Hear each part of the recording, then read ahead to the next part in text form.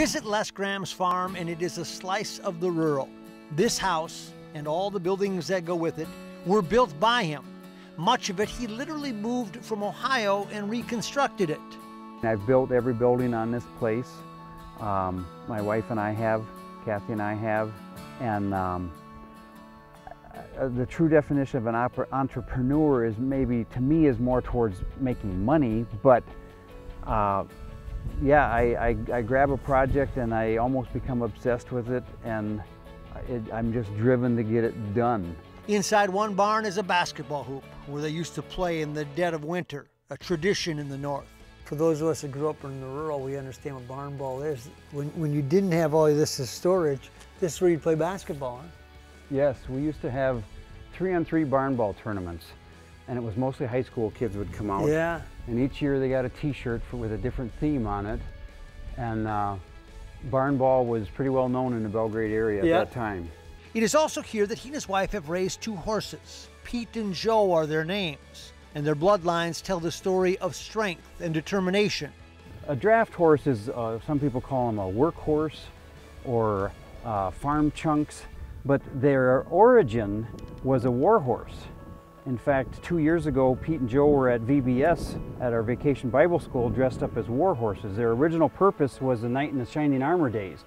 They needed a heavy horse to carry the weight of the soldier and of the armor. It is part of an idyllic farm life where he and his wife Kathy can ride together. It is. It's our time away, getting on them and going for a ride just in nature to see the beauty and stuff. It is a place they can serve as welcome grandparents and babysitters on beautiful summer days. Oh, I love having them out. That is the best part, to be a grandma and have them out here to run and not have to worry. They just, I mean, to see them barefoot, and I don't know, it's amazing. But there is more to this than a healthy lifestyle in rural America.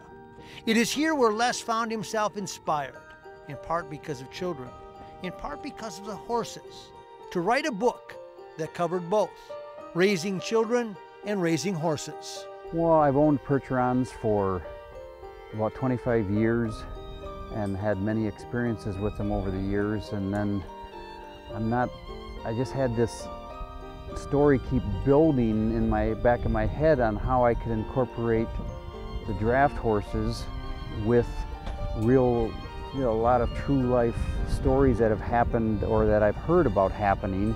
What he penned, titled Jude's Gentle Giants, is a story filled with metaphors and analogies and lessons, if you just listen close. The book is about a high school boy that goes to Belgrade High School that is infatuated with a Percheron draft horse, and he wants to own one.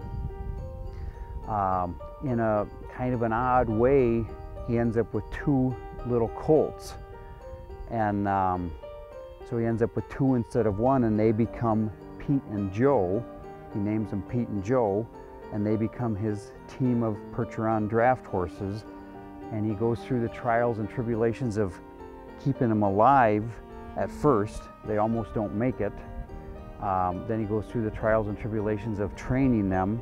So now the once thought simple read gets a little more complex as we try to find answers to good and evil. The same way kids work through life in their high school years. The time when you start figuring out not just how you see the world, but that not everyone sees it the same way.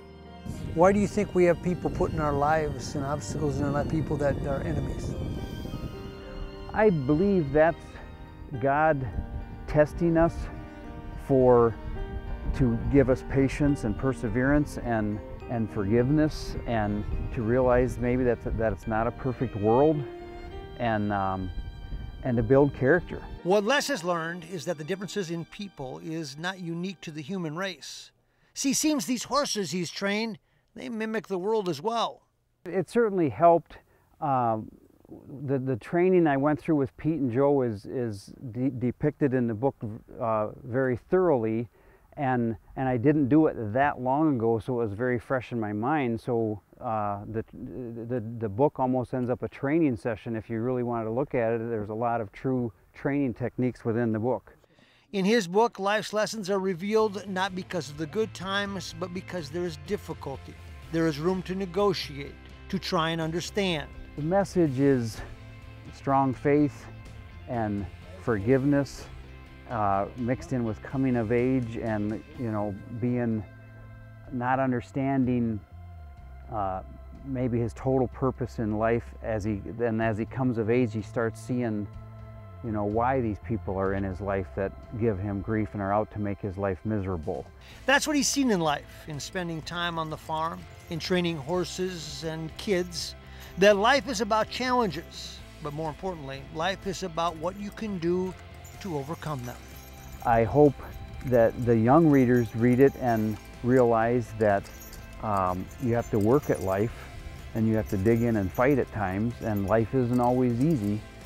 God throws you some curveballs at times, and you got to deal with them and move on and fight through them and persevere.